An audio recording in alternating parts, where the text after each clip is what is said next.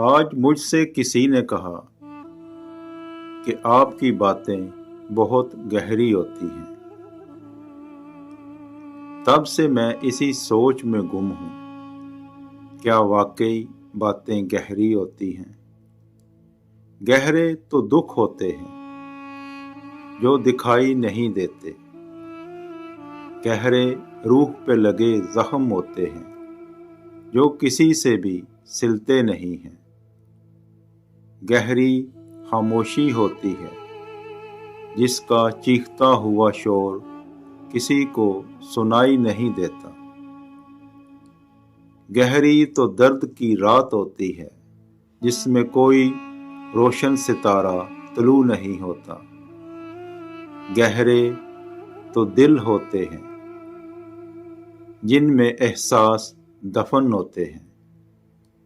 کیا واقعی باتیں بھی گہری ہوتی ہیں؟ خوش رہیں، آباد رہیں۔ السلام علیکم۔